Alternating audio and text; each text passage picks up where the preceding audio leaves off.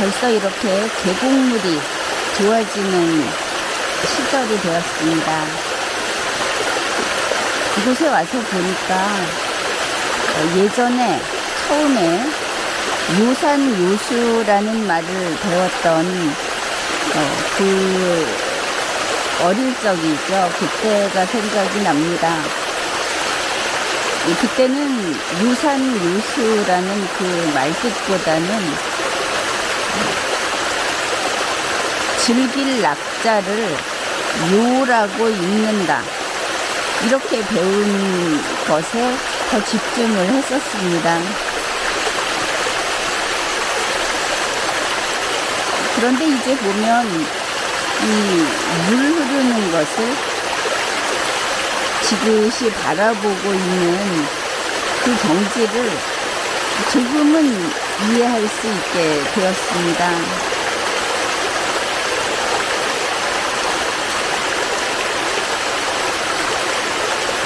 이번에 대통령이 구속 취소가 됐습니다. 그것을 보면서 나는 한참 동안 시름에 젖어 있었습니다. 대통령이 구속 취소가 되는 것에 반대해서가 아니고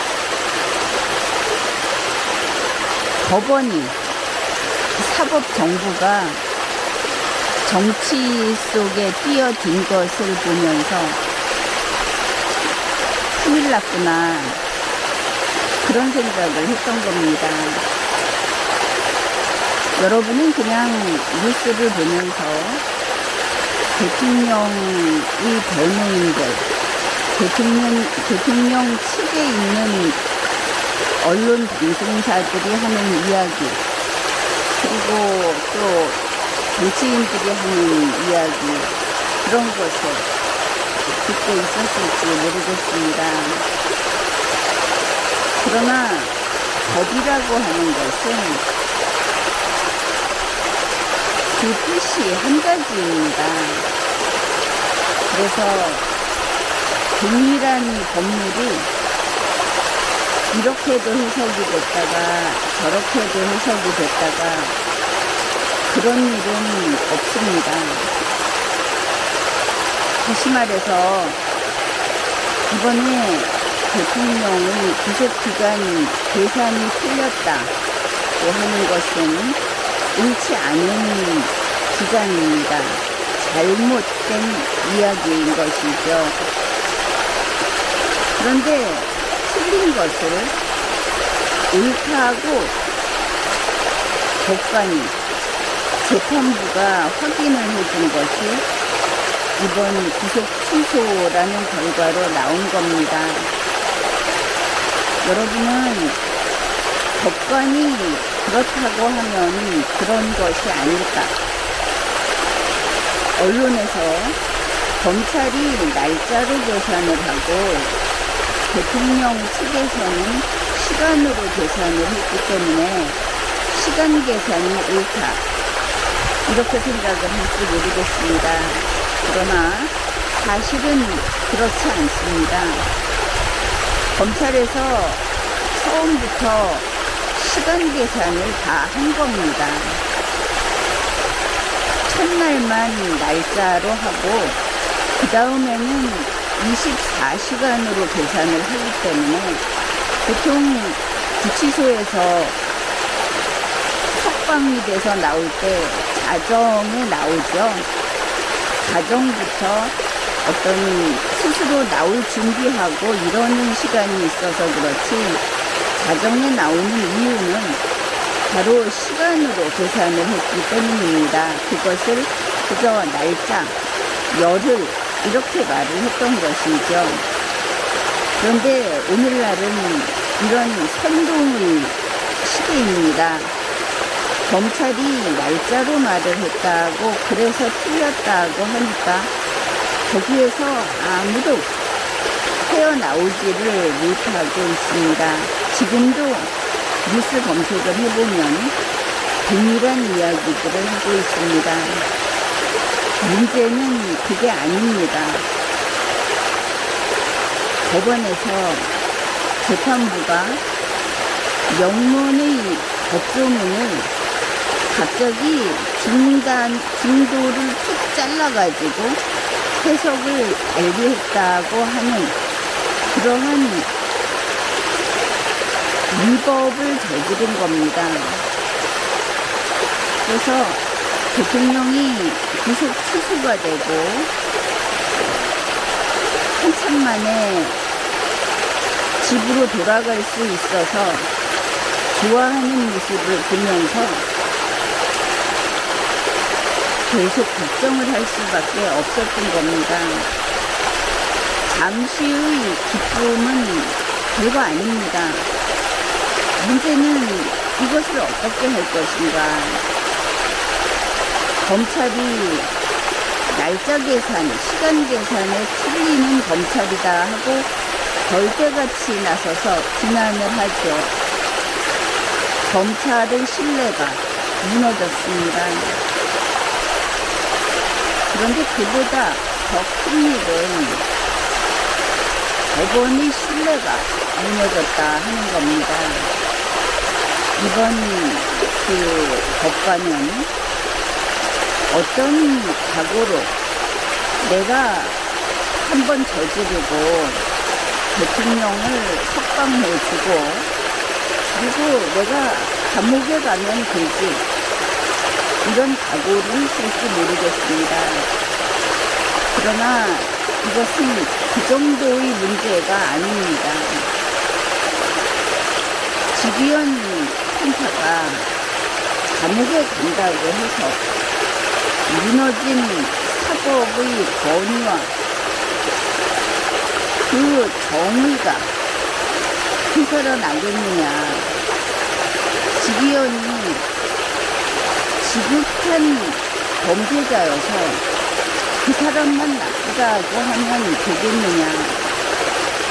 그렇다면 이 법관의 양심이라는 것을 도저히 국민이 믿을 수 없게 돼버렸는데 이제 법관의 양심을 심판해야 하겠느냐. 이러고 보면 보통 큰일이 아니죠. 대한민국 헌법은 법관에게 법률과 양심에 따라서 재판을 하라고 했습니다. 법률은 변함이 없는데 양심이 삐뚤어져서 그 법률을 비틀어버린 것이 이번 구속 취소 판결입니다. 지기현 판사가 차라리 옳았으면 차라리 그랬으면 나았겠다 그런 생각을 하는 것이죠. 법원은 옳으면 옳고 틀리면 틀리는 겁니다. 그래서 내가 그저 고요히 앉아서 이것이 틀렸다고 하면 윤석열 대통령의 21명 변호사가 주장한 것이 그저 흙먼지처럼 흩어지는 겁니다. 물론 다른 피의자, 피고인의 주장도 마찬가지겠죠. 국민의 자유가 스스로 책임을 다하지 못하면 조금씩 통제되듯이 사법정부의 정의가 이렇게 무너지게 되면 외부의 견제와 통제가 들어가게 되어 있습니다.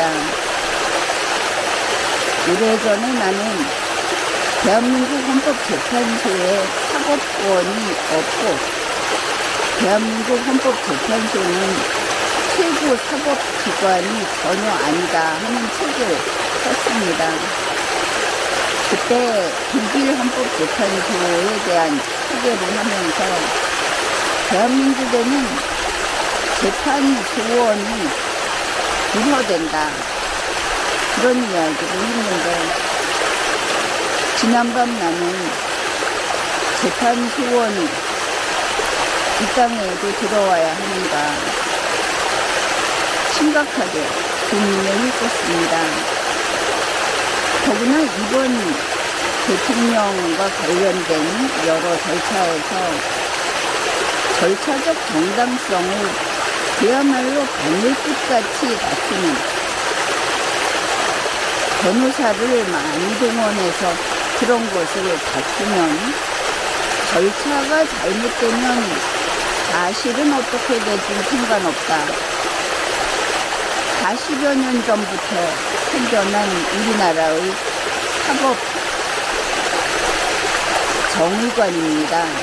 그것이 과거에는 사상적인 문제도 있고 또 국가의 통제가 좀 강했던 면도 있고 해서 피의자 피고인은 소수자다, 보호가 필요하다. 이래서 우리가 많이 봤죠. 간첩 혐의가 있던 사람은 간첩 혐의와 상관없이 절차적 정당성의 문제, 거기에 하자가 있으면 사실을 덮어놓고 무죄로 풀어주었던, 또 과거의 일들도 다시 돌이켜서 그렇게 해주었던 수많은 사례를 알고 있습니다. 그것이 그 시대에는 오히려 정의에 가까웠을 수도 있고 그렇지 않을 수도 있다고 봅니다. 그런데 지금은 21세기입니다. 계속 이래도 좋은 것인가? 장차 머지않아 이러한 법적 판단을 하는 실무를 AI 프로그램이 맡아서 하게 될 겁니다. 가장 먼저 들어올 수 있는 분야가 그쪽이라고 다들 알고 있기 때문입니다. 그러면 우리나라와 같이 절차의 정당성, 절차적 정의를 우선시하는 이러한 쌓인 누적된 자료를 바탕으로 AI 프로그램이 판단을 하게 되면, 그러면 실체적 진실이나 정의나 법은 도외시하고 바로 이와 같은, 지금과 같은 이런 일이 반복될 겁니다. 그러면 거기에서 한 발 더 나아가서 어떤 문제가 생기는가? 소위 돈이 많고 권력이 크고 이런 사람들에게 항상 유리한 결과가 나오게 됩니다. 그래도 좋은 것인가?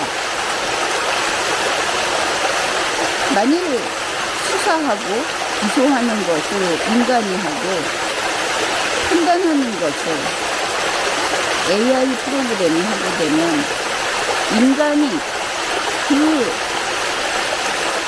빈틈없이 거기에 대응할 수 있을 것입니다. 우리가 지금 경험한 적이 없었던, 그야말로 절차를 시비하면서 자신의 죄에 대해서, 자신의 행위에 대해서 결코 반성하지 않고 인정하지 않는 피고인을 앞에 두고 있습니다. 이것이 이번과 같은 결과를 내게 된 것이죠. 대통령 본인은 만족스러울지 모르지만 대한민국은 앞으로 어디로 갈 것인가? 결국 법질서가 이것을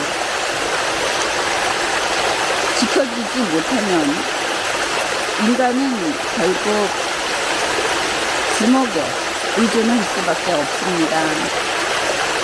자기 마음에 들지 않는 법관을 총으로 쏘고 자기 마음에 들지 않는 정치인을 테러하고 그런 야만의 세상으로 돌아가게 된다 하는 겁니다. 없는 사람은 없는 사람대로 정의가 아니라고 하고 있는 사람은 있는 사람대로 복수의 대상이 되는 것이죠. 그래서 법을 지킨다, 하는 것은 모두 한결같이 지켜야 하는데, 이번 일은 또 하나의 사법 정부에 있어서 또 하나의 내란 같은 것입니다. 법원은 이번 일이 그렇게나 무겁고 심각한 일이라는 것을 깨닫고 적절히 이번 재판부에 대한 조처를 해야 할 겁니다. 지금과 같은 상태에서 재판이 계속된다면 국민은 분명히 둘로 나뉘어서 힘으로 다투게 될 겁니다. 지금까지 리걸마인드 연구소였습니다.